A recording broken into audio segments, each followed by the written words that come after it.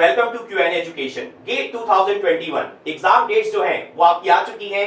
IIT Bombay जो organising institute है उनकी तरफ से प्रेस रिलीज आया है और यहाँ पर क्लियरली मेंशन किया गया है कि जो एग्जाम है वो फरवरी में ही होने वाले हैं, कोई डिले नहीं होने जा रहा है। इसके अलावा 3 to 4 बहुत ही इंपॉर्टेंट पॉइंट्स हैं उस प्रेस रिलीज में। तो आज के इस सेशन में हम एग्जाम डेट्स के बारे में डिस्कस करेंगे और 3 to 4 इंपॉर्टेंट पॉइंट्स के बारे में भी हम यहाँ पर डिटेल में डिस्कस करेंगे। तो यहाँ पर देखो, बहुत सारे स्टूडेंट्स ने ना वो प्रेस रिलीज पढ़ ली होगी, उन्हें एग्जाम डेट्स के बारे में पता चल गया होगा, उन पॉइंट्स के बारे में भी पता चल गया होगा, लेकिन फिर भी आप इस सेशन को बहुत ध्यान से सुनिएगा। वहां जो 3 to 4 इंपॉर्टेंट पॉइंट्स लिखे हुए हैं ना, उनके बारे में हम इस सेशन में ना डिटेल में डिस्कस करेंगे। वो पॉइंट्स सिर्फ मैं पढ़ूंगा नहीं, ठीक है ना। मेरा एम आज के सेशन का ये है ही नहीं कि वो प्रेस रिलीज मैं आपको इंग्लिश में बस पढ़ के सुना दूं। मेरा एम यहाँ पर वो नहीं है, मैं आपको बताऊंगा जरूर, लेकिन यहाँ पर हम डिटेल में डिस्कशन करेंगे।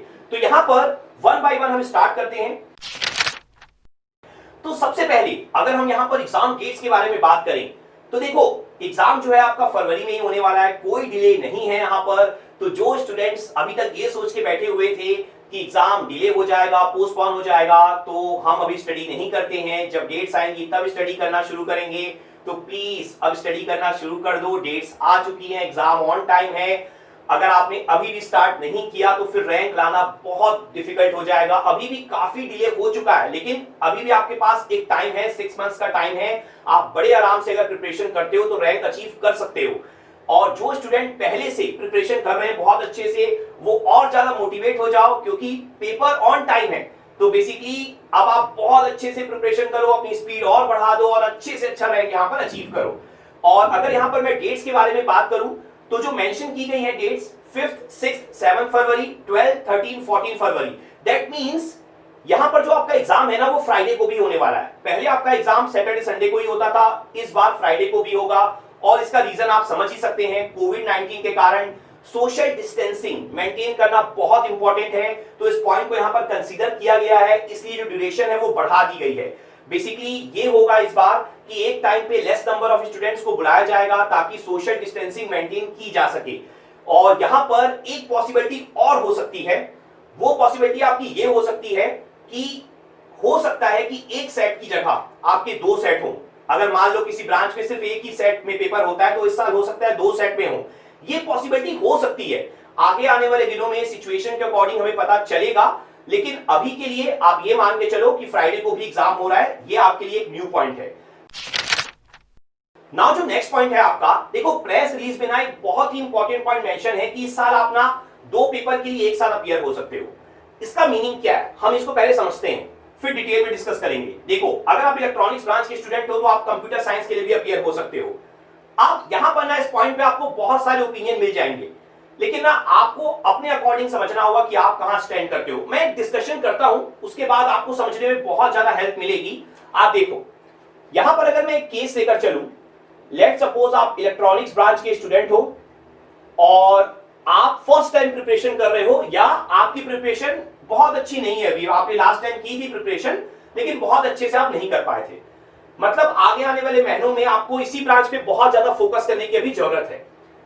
तो यहां पर अगर अब आपको कोई बोलता है कि कंप्यूटर साइंस में आज की डेट में बहुत ज्यादा अपॉर्चुनिटीज हैं, तो आप कंप्यूटर साइंस के लिए भी प्रिपरेशन साथ साथ में कर लो, तो आपको ये अंडरस्टैंड करना पड़ेगा कि एक ब्रांच को ही हैंडल करने के लिए अब आपके पास टाइम बहुत ही लिमिटेड है, ठीक है। तो अगर आप दूसरी ब्रांच को यहां पर उठा लोगे और उसकी प्रिपरेशन भी अगर साथ साथ करने लगोगे, दोनों को इक्वल इंपॉर्टेंस देने लगोगे, तो आप किसी भी ब्रांच में रैंक अचीव नहीं कर पाओगे।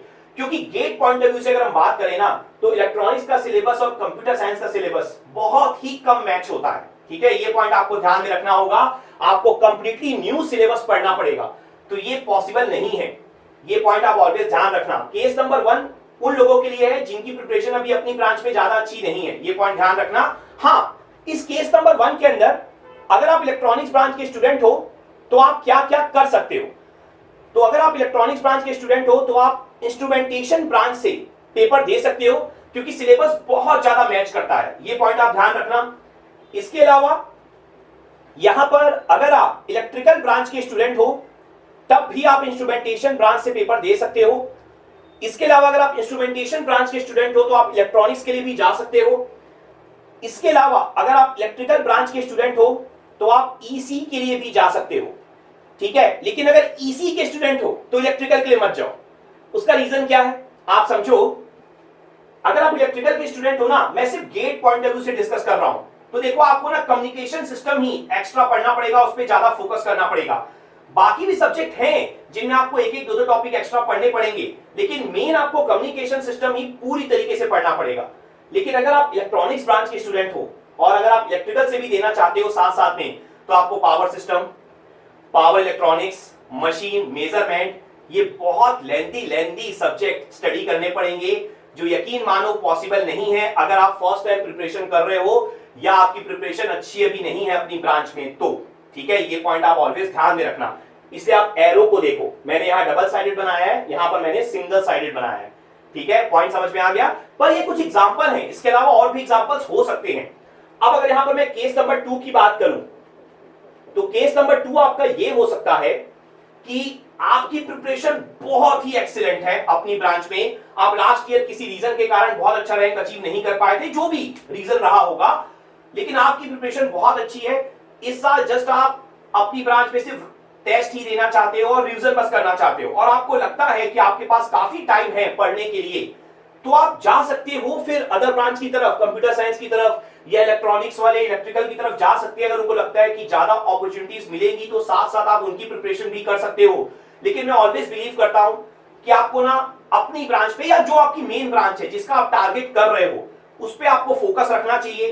देखो कुछ एक्स्ट्रा ऑर्डिनरी स्टूडेंट होंगे जो सब कुछ कर जाएंगे एक ही बार में, लेकिन मैं एक जनरल केस लेकर चल रहा हूं। आप अगर ना एक ब्रांच में बहुत अच्छे से प्रिपरेशन करो और उसमें रैंक ले आओ अच्छा, वो आपके लिए ज्यादा बेनिफिशियल है इसकी जगह कि आप दो ब्रांच में पेपर दो और किसी में भी आप अच्छा रैंक अचीव ना कर पाओ। दोनों में अगर आप 2000 अचीव कर लिए तो ऐसा थोड़ी ना है दोनों का मिला के आपका वो 500 बन जाएगा या 1000 बन जाएगा। लेकिन अगर एक ब्रांच में पेपर दिए और उसी में अगर आपने 200, 300, 500 अचीव कर लिया तो आपकी लाइफ सेट हो जाएगी। ये पॉइंट आपको ऑलवेज ध्यान में देना चाहिए और आपको ना अपने अकॉर्डिंग डिसीजन लेना चाहिए इस पॉइंट पे। पर एक काफी बड़ा चेंज है, इसलिए मैंने आपके साथ डिटेल में डिस्कस किया है। नाउ यहां पर अगर मैं नेक्स्ट पॉइंट के बारे में डिस्कस करूं तो जो आपका नेक्स्ट पॉइंट है जो प्रेस रिलीज में मेंशन है वो ये है कि थर्ड ईयर वाले स्टूडेंट भी इस बार पेपर दे सकते हैं और ये बहुत ही अच्छा मूव है। इस पॉइंट को आप समझो।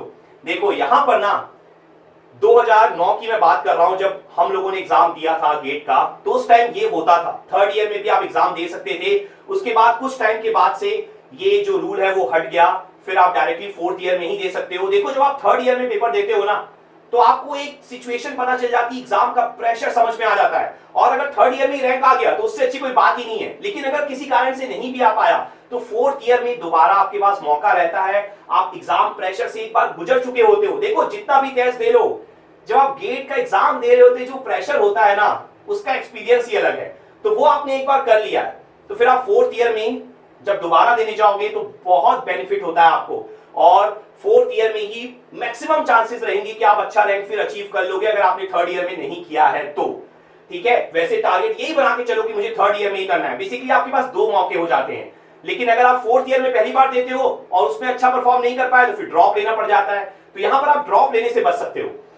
लेकिन यहां पर आपको यह पॉइंट ध्यान में रखना होगा, आप थर्ड ईयर को ऐसे फॉर्मेलिटी की तरह नहीं दे सकते हो, फिर आपको थर्ड ईयर को भी पूरा सीरियस होकर ही देना पड़ेगा।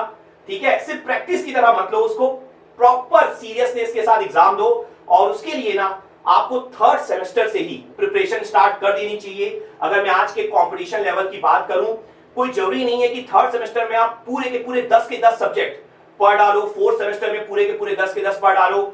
आप दो दो सब्जेक्ट, तीन तीन सब्जेक्ट से स्टार्ट लो, कम से कम थर्ड सेमेस्टर से स्टार्ट लो, सेकेंड ईयर के स्टार्टिंग से ही स्टार्ट लो। उससे आपका बेनिफिट क्या होगा, एक तो गेट के एग्जाम की प्रिपरेशन बहुत अच्छी होगी और दूसरा आपको यूनिवर्सिटी एग्जाम में भी बहुत ज्यादा हेल्प मिलेगी। अगर आप गेट लेवल की तैयारी कर लोगे ना तो वहां भी आप बहुत अच्छा परफॉर्म कर पाओगे। तो थर्ड सेमेस्टर से स्टार्ट करो और क्यूएनए एजुकेशन को फॉलो करो, आपको बहुत सारी वीडियो मिलेंगी, बिल्कुल इजी लैंग्वेज में मिलने वाली है। और इसके अलावा जैसा मैंने स्टार्ट में बोला था कि अगर आपको कोई भी हेल्प चाहिए मेरे एंड से, किसी भी टॉपिक में कोई भी डिस्कशन चाहिए तो आप कमेंट सेक्शन में जरूर पोस्ट करो। अगर पॉसिबल होगा तो मैं जरूर आऊंगा वीडियो लेकर। इसके अलावा जो एक और पॉइंट है, यहां पर ना दो न्यू सब्जेक्ट इस बार ऐड किए गए हैं गेट एग्जाम के लिए, ह्यूमैनिटीज एंड एनवायरमेंटल। और ये भी एक बहुत अच्छा मूव है उन स्टूडेंट्स के लिए जो इन सब्जेक्ट्स में एग्जाम देना चाहते हैं। तो ये कुछ इंपॉर्टेंट पॉइंट्स थे प्रेस रिलीज में जो मेंशन थे मुझे लगा कि आपके साथ डिटेल में डिस्कस करना चाहिए। आई होप आपको क्लियरली समझ में आया होगा इन पॉइंट्स की इंपॉर्टेंस। तो आज की वीडियो में इतना ही। Thank you.